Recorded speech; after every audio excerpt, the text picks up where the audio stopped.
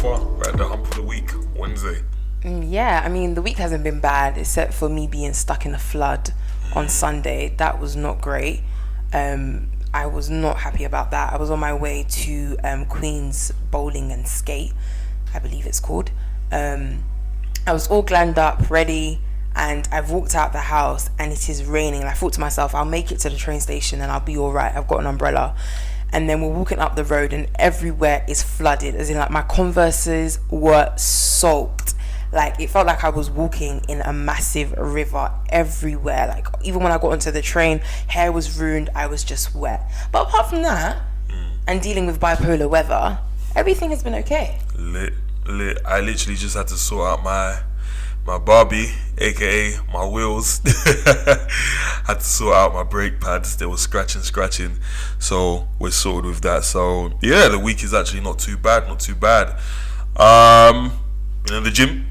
I actually haven't been in the gym so far. I do think I'll probably go for a run, but it just keeps raining, so I just need to think of something else to do. I mean, there's other parts of me that have been to the gym, like me eating, so I guess my mouth has gone to the gym a lot this week, but apart from that, I haven't really ventured there, but it will see me at some point. It will see me. Awesome. Yeah. Awesome. So, have you been catching your Olympics? The Olympics that you've been I've actually ranting and raving about. Yeah, I've actually caught up with a few things. The opening ceremony was really nice. I loved it. The creativity that we saw from the Japanese was actually quite inspiring. The story they told of athletes training for the Olympics during quarantine or during lockdowns was actually quite interesting. You're seeing swimmers training to swim on dry ground, just using different machines and stuff like that. So it was really inspiring to see their stories and how they pushed through training. I don't know how I'd be able to do that. You lose all momentum, but I think they've done very, very well.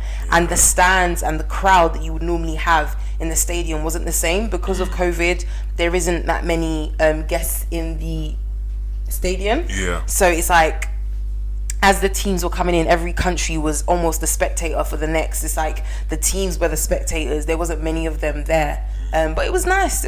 I can see that the USA came in their numbers. The UK came out as well. I don't think they were allowed to have all their athletes on the tarmac all at one time. But yeah, I've enjoyed it so far. That's lit. I literally think the opening ceremony is like the Olympians kind of Met Gala, so that's their time to really show out.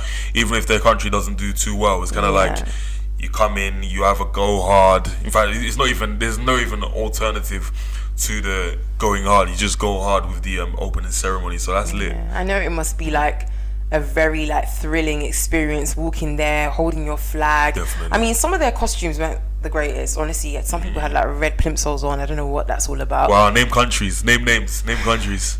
What country looked?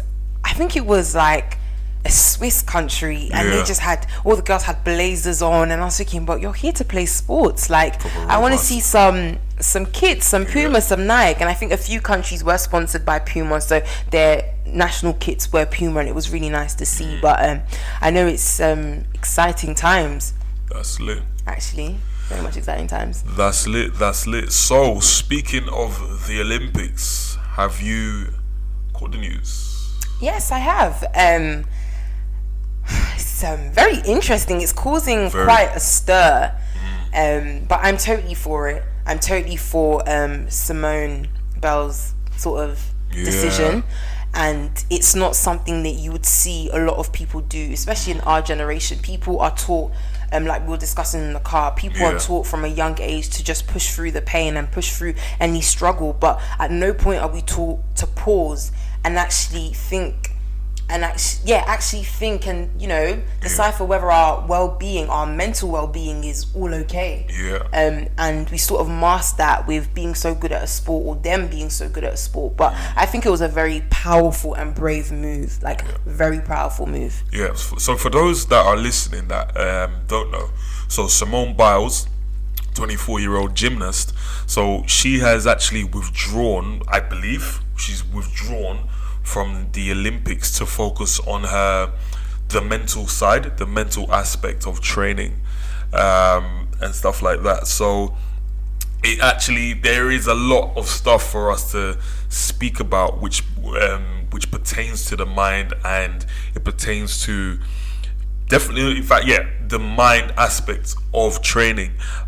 So Simone Biles, 24 years of age, and it actually has raised other stories such as Naomi Osaka. So these are two young girls within the two young women, sorry, within the industry that have made a decision to step away from training and the sports particular time. So we're definitely gonna unravel and unfold that. So yeah, so you've given a brief kind of insight into what you've read and seen about it. So I actually want to touch some statistics today if we can. But yeah, it always goes back to that whole aspect that we always speak about, the mind gym. So the mind of an individual in the gym. Yeah, let's take it from there. Let's unfold from there. Yeah, so I think sort of when I was looking at things today, I thought to myself, okay, like a young lady of that age competing, you know, is there systems and organizations in place that are protecting her when scrutiny does come? Because I feel like in athletes and celebrities in general, when scrutiny is on the high, they're being slandered left, right and center. I don't feel like they have enough of a covering. And even, let's say she did come back in Paris when the next Olympics is taking place, I feel like the momentum and the passion may not be there because of the scrutiny that she's getting. Things are being unfolded about her life and her past that I genuinely feel like is unnecessary. The fact that she was adopted, the fact that she was sexually molested, all these things that are now being brought out of the water, is like, is it really necessary? The girl just wants a break. Now, what is wrong with somebody wanting to take a break? You said something quite powerfully in the car today. You said even superheroes need a break. And they do. They do. Imagine being of that age and holding the weight of a country, holding the weight of personal expectations, societal expectation, public expectations on your shoulders, and you're going out there to compete. The fun in why you did it in the first place is lost. Now it's all about winning, it's all about sponsors, it's all about getting recognition, and it's like, but hey, what about me? What about the little old me that started this in the beginning? You know, she fought so much to get to where she is today, and it's like now that she's here, it's like everyone is slandering. It's crazy, and all manner of people are making comments, and it's like, if she's strong enough and bold enough to make a statement that she needs to take care of her mental well-being, why can't you support that? I'm gonna throw a quote out there. So I remember one of my mentors, he said a few weeks back that you gotta have, if you're gonna have a monster body, you gotta have a monster mind. And I think what Naomi and both Simone have done is, aside from them, all the accolades that they've achieved, they've then realized, hold on a minute, I now have to actually have this monster mind, if that makes sense. Now, because let's say you've gone to go and compete or doing a massive race. If in your mind you've not first raced, let's say, and if in your mind you've not first won, or you've not reassured yourself in your mind, your output is gonna show that. It's gonna show that you've not. It's like you almost have to do it in yourself before you then do it physically. So yes, you're right about the monster mind, because you need to have done that thing and know that you have the capacity to do that thing. And I'm even gonna, there was an article that was actually written by the APA, so that's an American psychological association, so the APA, and the top title, this was actually written in 2018, way before all of this coverage, and it actually says there's a growing demand for sports psychologists. So in actual fact, there shows that there's a need for these athletes to actually have their mind right before they can even compete. Before they actually even compete, they actually compete with themselves in their mind. And I think there was a reason why I actually threw out her age. Simone Biles being 24. As we've said before, we've even touched base with athletes such as Bukayo Saka, Now, this was only a few weeks ago that he actually took the penalty, missed, unfortunately, but he took the penalty, and a nation, the hopes and joys of a nation was resting on the shoulders of a 19-year-old.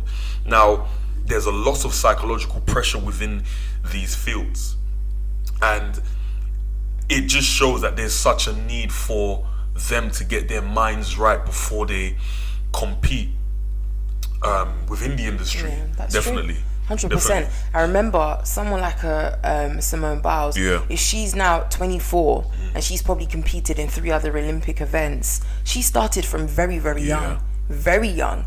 And with a lot of these sports, the training that is involved it's a lot on a young body and a lot on a young mind. Yeah. And you're being trained maybe 9-8 times a week, hardly any rest, hardly any interaction with maybe others your age, because they don't really get you.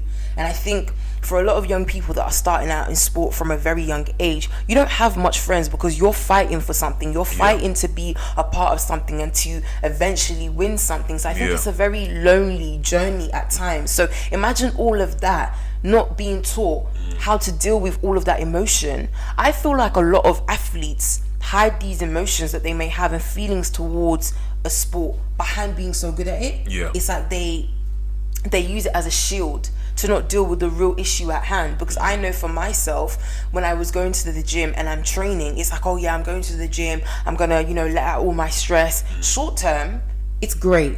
But long term, I've not dealt with the real issue here. And it's like, we need to start having those conversations to push people to have those conversations. It's not a weak thing to have those conversations. As a matter of fact, it shows strength, because it's not something that is celebrated to speak about your weaknesses. That is strength, because in you being able to pour out your weaknesses, you're giving strength to someone else to do the same. And it's like a ripple effect. So it does need to be spoken of a lot. And I really do salute Simone all the way. I really do, because it's not easy. It is not easy. Her family are probably even thinking, sis, why did you do that? Friends are probably thinking, sis, why did you do that? The public, everyone is onto her. I think definitely, especially with athletes of old, there was a culture of, put up and shut up. If you're in pain, if you're going through X, Y, Z, you're paid to shoot hoops, you're paid to run the 100 meters, you're paid to score goals. So just score the goals. Score the goals. And in actual fact, I was actually listening to another podcast earlier on in the day, and they were actually happy with what Simone has done, and that's where I even take my hat off to her as well, because in actual fact, the conversation that she's had now is now become a catalyst in the sense that she's now empowered other people to step forward. In the army, they call the people that always go forward as I think it's cannon fodder or gun fodder, in the sense that these are the first people to take the shots. These are the first people that people come and hit down and try and pull down. But in actual fact, what you have done, what Simone has done, what these leading ladies have done within the industry, is that they've made the environment more conducive for people to speak about what's going on, upstairs. And it definitely is frightening, because this is something that a lot of the times people go to bed with. They don't speak out about it. They, like I said earlier, put up and shut up about it. Simone is on probably X amount per year, and regardless of whatever she's on, it's not always she's about a the human money. being at the end of the day. She's a human being at the end of the day, and we've seen in the past several athletes that have turned to the wrong things, and even some of them have taken their lives because they haven't felt comfortable enough to speak about these things. They haven't had a brother or a sister to do that. And hey, maybe Simone didn't have a brother and sister, but in actual fact, like I've said earlier, what Simone has done is that she's become that big sister that someone else can look at and be like, hey, I can speak up because big sis Simone has done has spoken. So and honestly, as we said, hats off to her, and the fact that she was comfortable enough to give the baton onto her team, Yeah. and realize that actually I don't want to cause you guys to lose a medal, so I'm keeping it into putting it into your hands. That's a powerful move. Yeah. That is a leader move, because imagine she could have probably won many more medals if she had continued. Definitely. But she knows that actually my state of mind is not here. Definitely. So it goes to show that her relationship with her team as well is good. Yeah. Because for them to then also have the confidence to then continue without her and not even slander her, but think actually, well done. That is very powerful. Yeah. And I feel like with females, though we're very emotional beings, she could feel pretty threatened by doing what she's doing, because females, okay, you can compete for the Olympics for a set amount of time. Yeah. Life happens. You may have children. Personal things may happen. All manner of things can happen. So a woman may come out of a sport much earlier than a man would. Yeah. But in her making that decision to leave, it's powerful, because I don't know how to explain it, but women have other things that they could be doing, and they can get cut off from a football game, whatever, very early on. A man could probably go on to do exactly what she's doing for years. They can go on to many more games, many more Olympics, but for herself, in a few years she'll be done. But it's almost like she put all of that aside and said, actually, I come first. Yeah. And it's true, she does come first. Definitely. Before the titles, before the medals, she comes first. And I believe if anyone has the ability to believe that she comes first, that is great. Yeah. But for me, I'm just worried about the scrutiny and the digging up of the past that is very unnecessary, because that can be more detrimental. That mental health break that she's taking can be destroyed by comments. But I believe if you're an athlete that has gone through the training you've gone through, I believe she has thick skin on her. Honestly, I believe she has thick skin on her.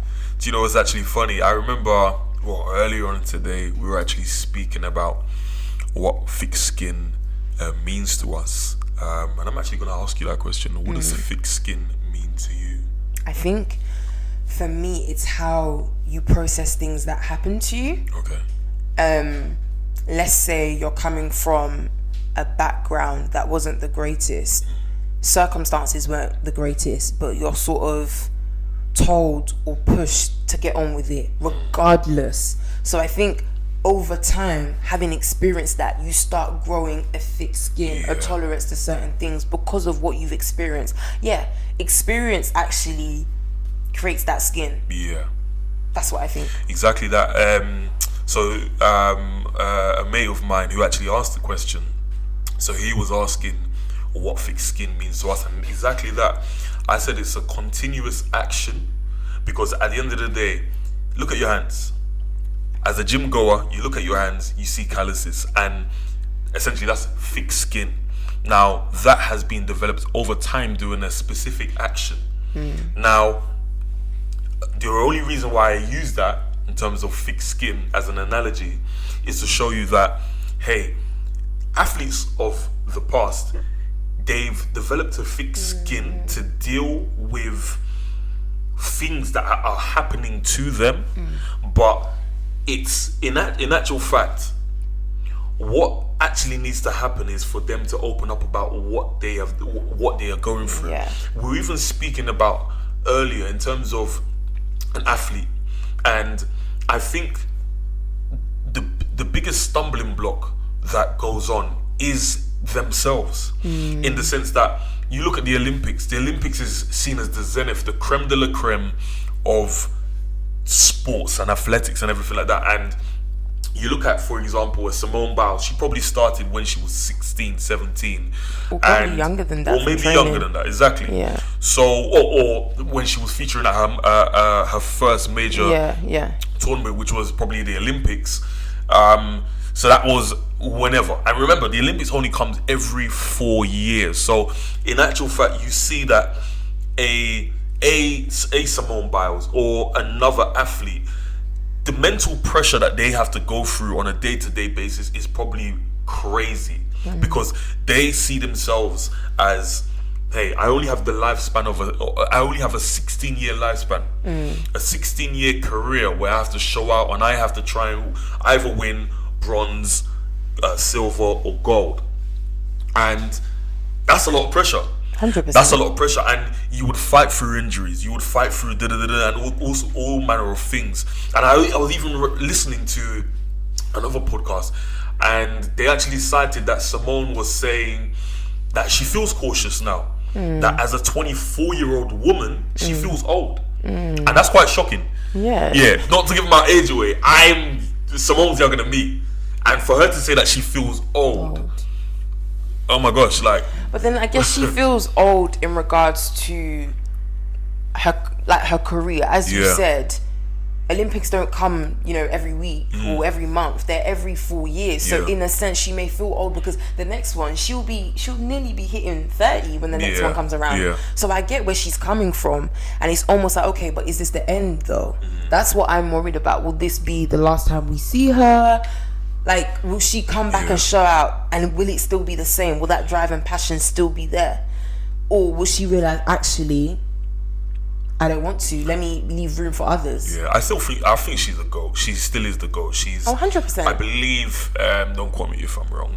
I believe she's the most decorated woman in gymnastics. I believe. Not even woman, sorry. She's the most decorated gymnast ever, with the amount of medals that she's won. So hats off to her. But I definitely believe her comeback game after this will even solidify her position as the GOAT as well. It takes a strong mind and a monster mind to overcome the adversity that she's gone through. And hats off to Simone. And I believe that during this time of her taking the necessary break, she will build that monster mind, and it'll be crazy. Definitely. I'm really excited to see what she will do. In all honesty. Yeah. Okay. So, any final remarks? Final remarks. I think what it's taught me, this whole sort of situation, has taught me that sometimes slow down and really think and check to see where your mind is at and why you do the things you do. Is it to impress others? If you do feel any pressures, where are those pressures coming from? Is it you inflicting it on yourself? And if you feel like it's coming from external factors, identify those external factors. Why is it that you feel pressure? Is it because you're comparing yourself? Is it because you feel like you're inadequate in whatever position you may be in? So I think it has taught me a life lesson, definitely to take a step back and really look from an outsider's sort of point of view. But yeah, I think that's what this whole situation has taught me. Yeah, definitely a lot of self-evaluation in terms of pressure. I think pressure is good. Pressure is definitely necessary. If you didn't have pressure, you wouldn't have any water coming through your taps. Genuine. Go research that. But pressure is necessary, but it's about how you use the pressure. And that's why I definitely believe the Simone that we'll see after this pressure that she's experienced will definitely be a bigger, stronger, and greater Simone. Definitely. So, any final plugs? Final plugs. So as you know, as you always know, all of the podcasts will be sponsored by FitGrub. Again, what is FitGrub? It's a snacking revolution. It's a snacking subscription box service that you can order bi-weekly, monthly, or just on a one-off. So that's who we're featured by. And I'm actually going to write an article for WOTC, which is Women of the City magazine, featuring this topic. So if you do want to see more, please go check out my Instagram, which is at the Bevery Pocua. What's your Instagram, sir? Lit. So I am c.nwimo. Spell that, because people gonna think it's Nemo. So that's NWIMO C full stop Nwimo. I'm here smiling. Yeah. Lit. So we have been the Fithub podcast. Like, share, and subscribe. Tell a friend to tell a friend. Tell your grandma, tell your dog, tell your cat. I don't think we cater to them. A dog. It's 2021, anything can happen. But yeah, we've been the Fithub podcast. Thank you for tuning in.